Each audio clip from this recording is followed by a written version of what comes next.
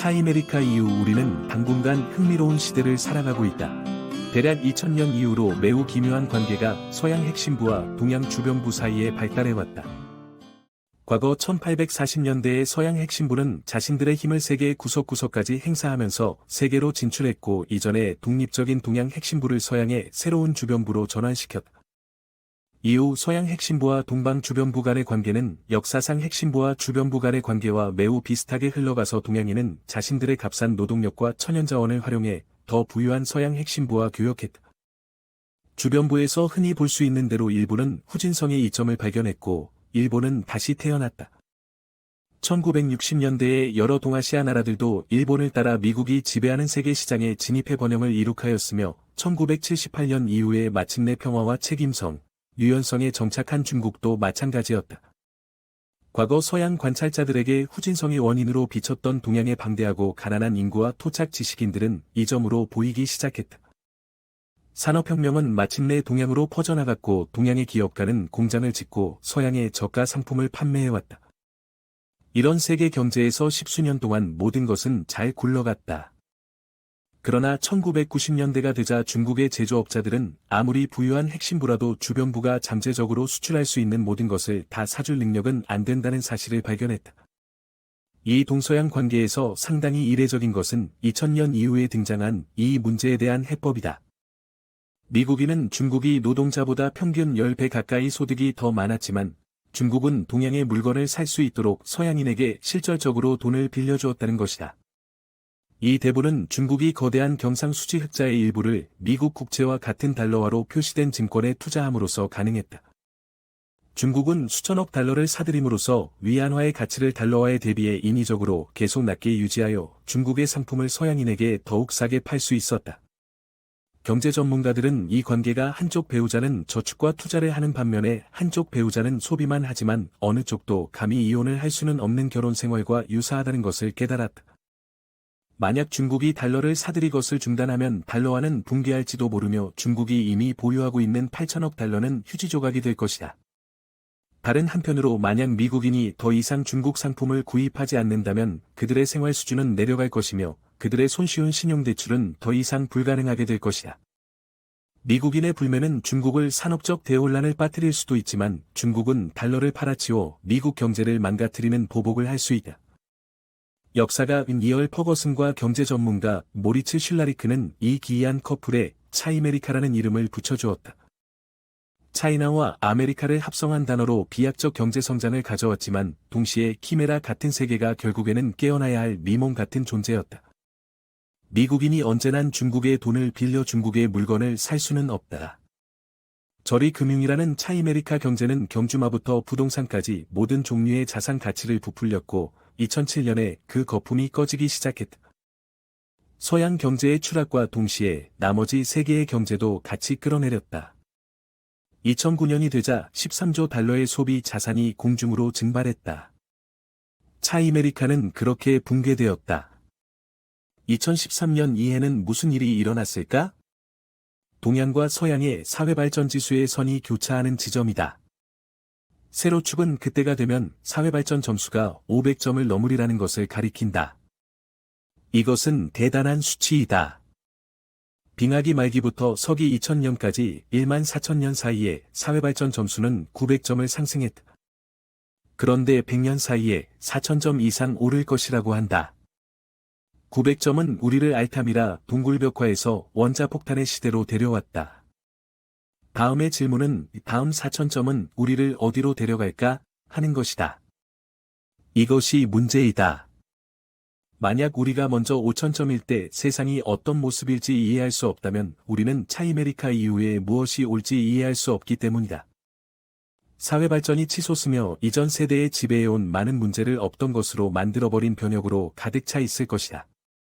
호모사피엔스의 진화는 이전의 모든 원인을 지구상에서 지워버렸고 농경의 발명은 수렵채집인의 삶에 긴급한 쟁점들 다수를 무의미하게 만들어버렸으며 도시와 국가의 등장은 선사시대의 마을 주민들의 걱정을 중요하지 않게 만들어버렸다.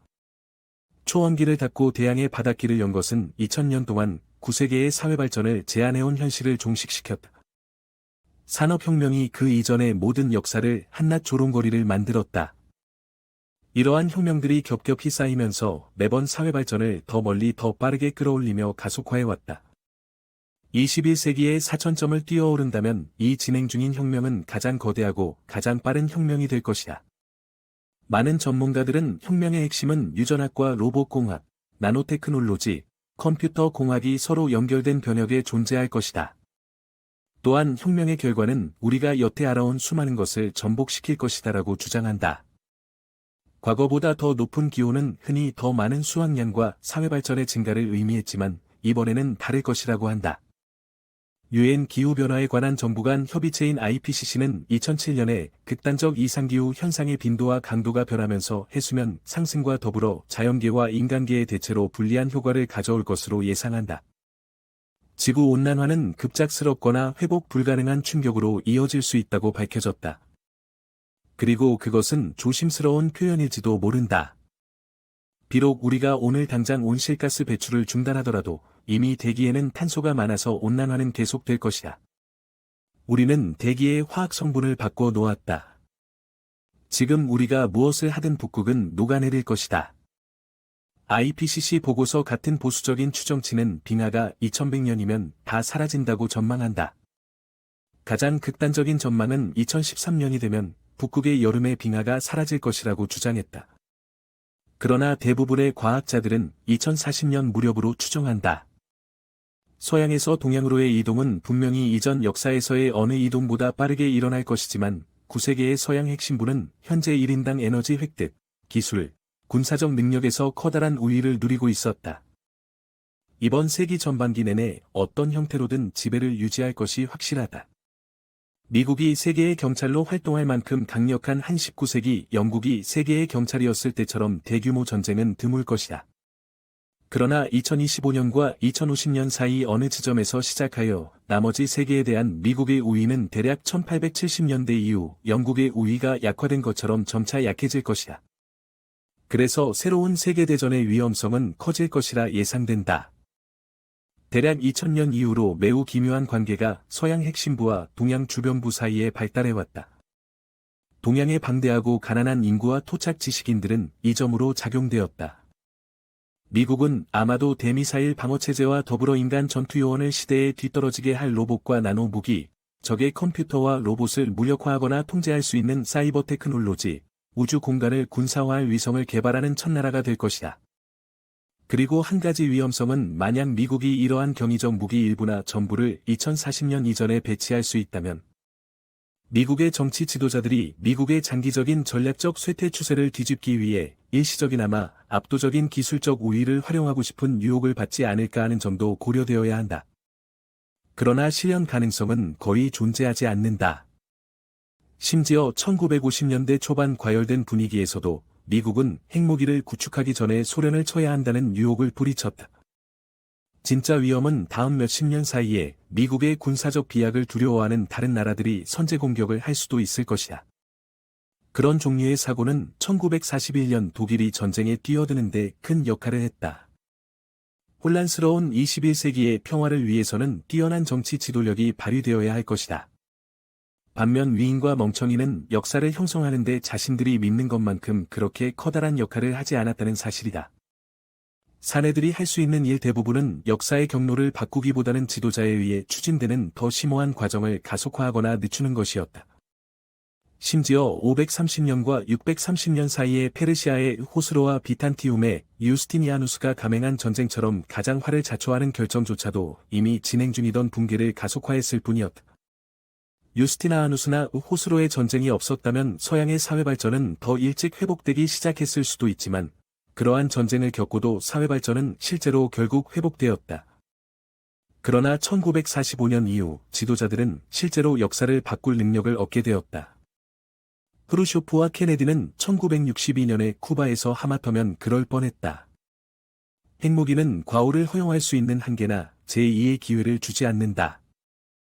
이 실수는 해질녘을 불러올 수 있다. 역사상 최초로 지도자들은 정말로 결정적인 존재가 되었다.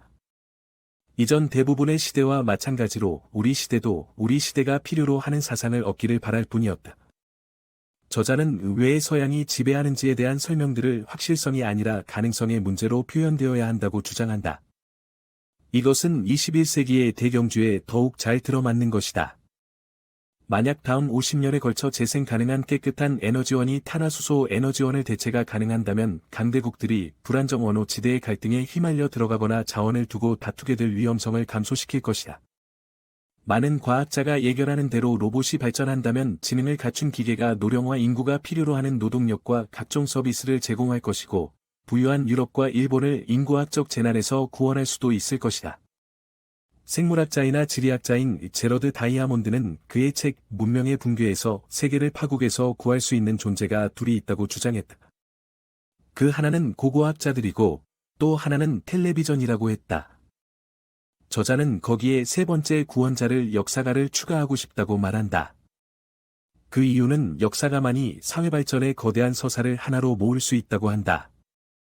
우리는 역사 속에 살고 있으며 과거와 미래를 잇는 현재에 살고 있다.